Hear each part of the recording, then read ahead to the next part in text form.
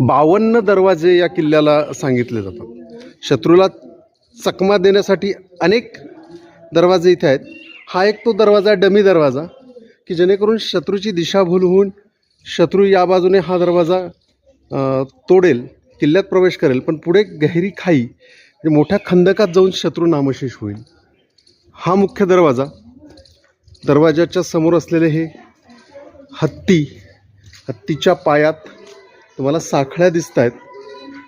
त्यामुळे हे सुद्धा सूचक आहे की बलाढ्य प्राण्याला, शक्तिशाली प्राण्याला आम्ही पायात त्याच्या अंकुश लावू शकतो, अंदू त्याच्या पायात आम्ही घालू शकतो.